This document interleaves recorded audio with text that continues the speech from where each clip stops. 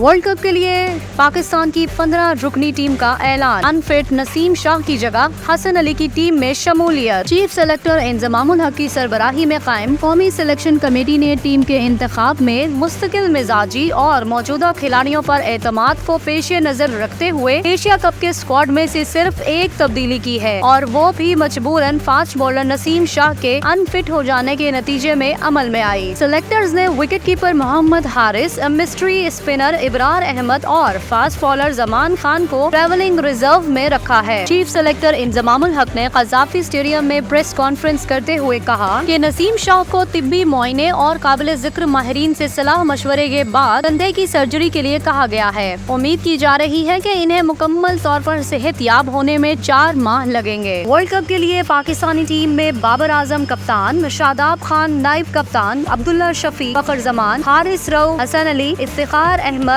इमामुल Haq, Mohammad Nawaz, Mohammad Rizwan wicket keeper, Mohammad Wasim junior, Salman Ali Agha, Saud Shakeel, Shaheen Shah Afridi और उसामा मीर शामिल हैं। जबकि ट्रैवलिंग रिजर्व में मोहम्मद हारिस विकेट कीपर, इब्रार अहमद और जमान खान शामिल हैं। चीफ सेलेक्टर इंजमामुल हक का कहना है कि हमें सिर्फ एक तब्दीली पर मजबूर होना पड़ा है, जिसका ताल्लुक बदकिस्मती से नसीम शाह की इंजरी से है। फास्ट बॉलर हारिस रऊफ की फिटनेस के बारे में हमारे मेडिकल पैनल की तरफ से हौसला अफजा रिपोर्ट्स मिली हैं। इंजमामुल हक ने इस यकीन का इजहार किया कि ये टीम वर्ल्ड कप की ट्रॉफी पाकिस्तान ला सकती है और अपनी शानदार कारकर्दगी से पूरी कौम के लिए फख्र का बाइस बन सकती है। इंजमामुल हक का कहना है कि ये वक्त टीम की भरपूर हौसला अफजाई और इसकी हिम्मत बढ़ाने का है, जिसकी टीम को जरूरत है। वर्ल्ड कप से कबल पाकिस्तानी टीम 29 सितंबर को न्यूजीलैंड और 3 अक्टूबर को ऑस्ट्रेलिया के खिलाफ 2 वार्म अप मैचेस भी खेलेगी। वो वर्ल्ड कप में अपना पहला मैच 6 अक्टूबर को नीदरलैंड के खिलाफ खेलेगी।